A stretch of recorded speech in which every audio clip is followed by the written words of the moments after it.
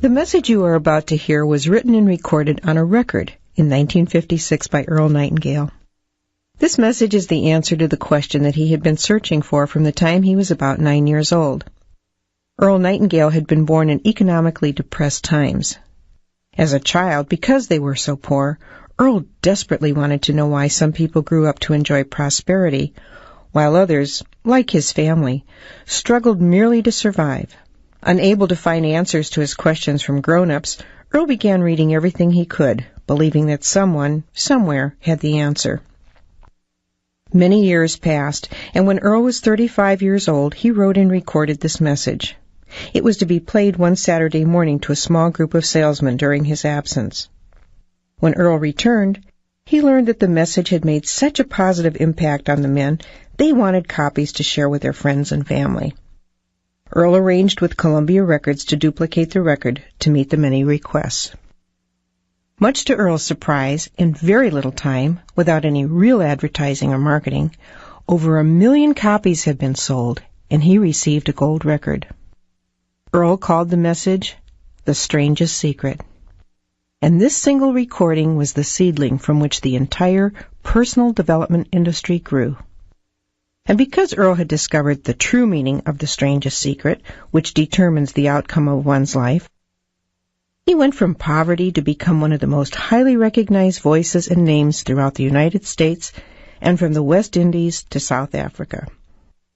His daily radio program, Our Changing World, was the world's most widely sponsored radio program and was heard daily across the United States, Canada, Mexico, Australia, the Bahamas, Guam, New Zealand, Puerto Rico, the Armed Forces Radio, and 30 countries overseas.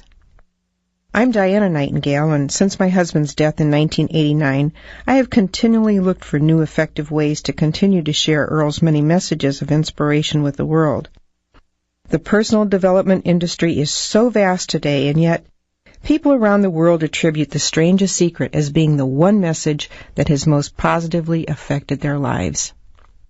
Earl revised the strangest secret several times over the past 40 years as times changed. Because of these changes, I believe you will appreciate the historic value of this original recording. As you listen, you will notice how the statistics reflect those of the mid-1950s. You'll also hear Earl mention the other side of the record. But 40 years later, the message is as true and valuable as it was then. Now I invite you to sit back, relax, and enjoy the original, The Strangest Secret, by Earl Nightingale.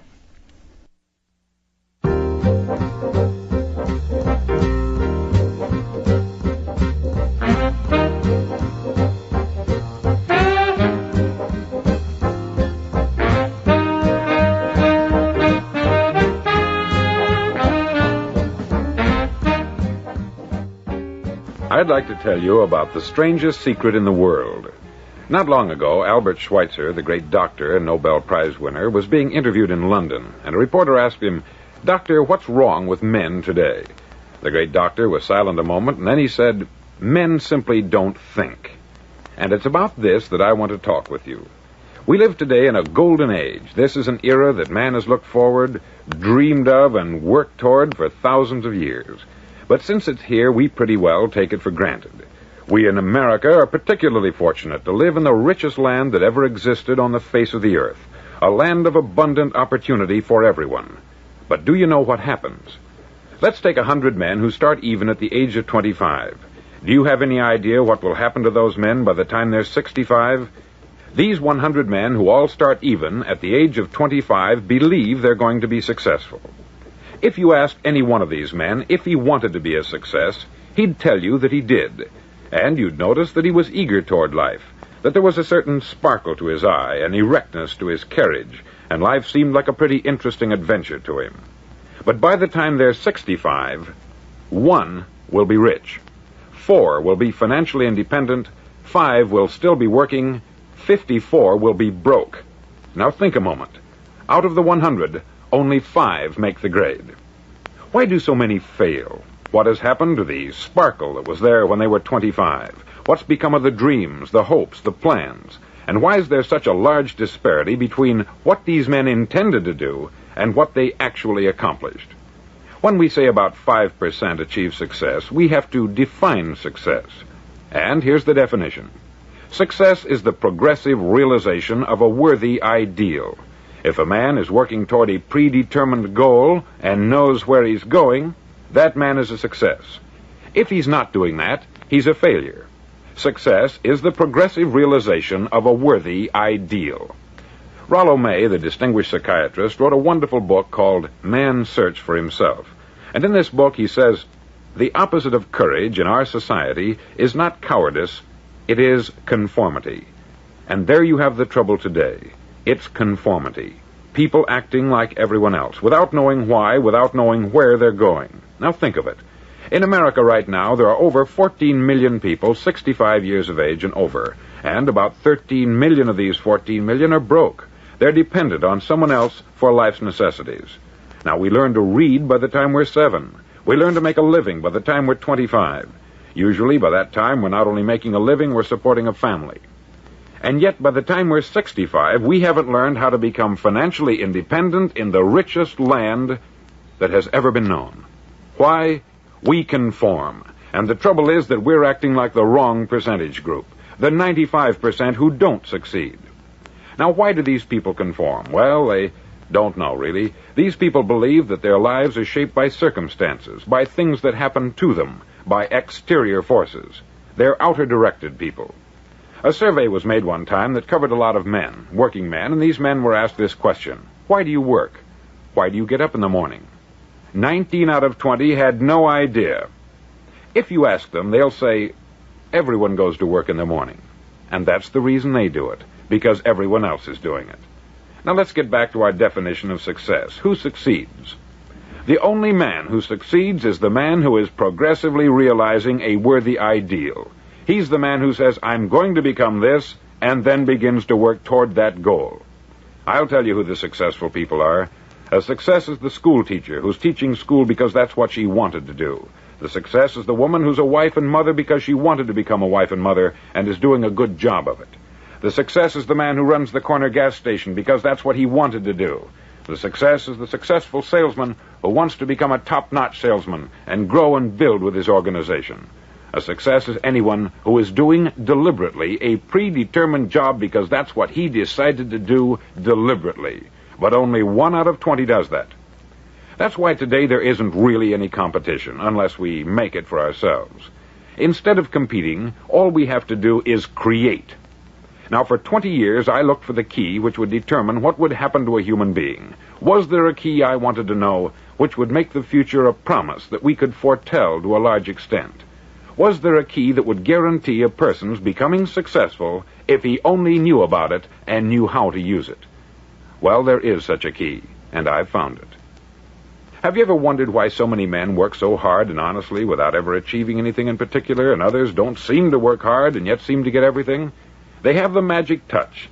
You've heard them say that about someone. Everything he touches turns to gold.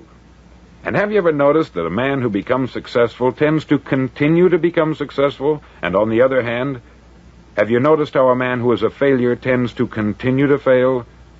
It's because of goals. Some of us have them, some don't. People with goals succeed because they know where they're going. Now think of a ship leaving a harbor, and think of it with the complete voyage mapped out and planned. The captain and crew know exactly where it's going and how long it will take. It has a definite goal. 9,999 times out of 10,000, it will get to where it started out to get. Now let's take another ship, just like the first, only let's not put a crew on it, or a captain at the helm. Let's give it no aiming point, no goal, no destination. We just start the engines and let it go. I think you'll agree with me that if it gets out of the harbor at all, it will either sink or wind up on some deserted beach a derelict. It can't go any place because it has no destination and no guidance. It's the same with a human being. Take the salesman, for example. There is no other person in the world today with the future of a good salesman. Selling is the world's highest paid profession, if we're good at it, and if we know where we're going. Every company needs top-notch salesmen, and they reward those men. The sky is the limit for them. But how many can you find?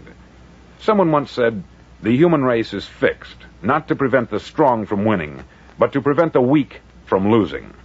The American economy today can be likened to a convoy in time of war. The entire economy is slowed down to protect its weakest link, just as the convoy had to go at the speed that would permit its slowest vessel to remain in formation. That's why it's so easy to make a living today. It takes no particular brains or talent to make a living and support a family today. So we have a plateau of so-called security, if that's what a person's looking for. But we do have to decide how high above this plateau we want to aim for. Now let's get back to the strangest secret in the world, the story that I wanted to tell you today. Why do men with goals succeed in life, and men without them fail? Well, let me tell you something which, if you really understand it, will alter your life immediately. If you understand completely what I'm going to tell you from this moment on, your life will never be the same again. You'll suddenly find that good luck just seems to be attracted to you. The things you want just seem to fall in line. And from now on, you won't have the problems, the worries, the gnawing lump of anxiety that perhaps you've experienced before. Doubt, fear, well, they'll be things of the past. Here's the key to success, and the key to failure. We become what we think about. Now let me say that again. We become what we think about. Throughout all history, the great wise men and teachers, philosophers and prophets have disagreed with one another on many different things. It is only on this one point that they are in complete and unanimous agreement. Listen to what Marcus Aurelius, the great Roman emperor, said. He said, "A man's life is what his thoughts make of it." Disraeli said this, "Everything comes if a man will only wait. I have brought myself by long meditation to the conviction that a human being with a settled purpose must accomplish it, and that nothing can resist a will that will stake even existence for its fulfillment." Ralph Waldo Emerson said this, "A man is what he thinks about all day long." William James said, "The greatest discovery of my generation is that human beings can alter their lives by altering their attitudes of mind." And he also said, "We need only in cold blood act as if the thing in question were real, and it will become infallibly real by growing into such a connection with our life that it will become real. It will become so knit with habit and emotion that our interest in it will be those which characterize belief." He also said this, "If you only care enough for a result, you will almost certainly attain it. If you wish to be rich, you will be rich.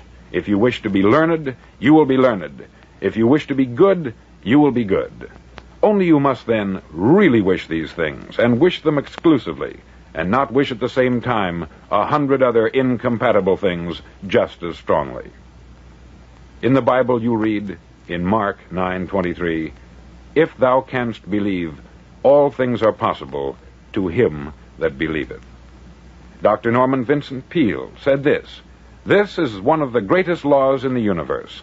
Fervently do I wish I had discovered it as a very young man. It dawned upon me much later in life, and I've found it to be one of the greatest, if not my greatest discovery outside of my relationship to God. And the great law, briefly and simply stated, is that if you think in negative terms, you'll get negative results. If you think in positive terms, you will achieve positive results. That is the simple fact which is at the basis of an astonishing law of prosperity and success. In 3 words, believe and succeed."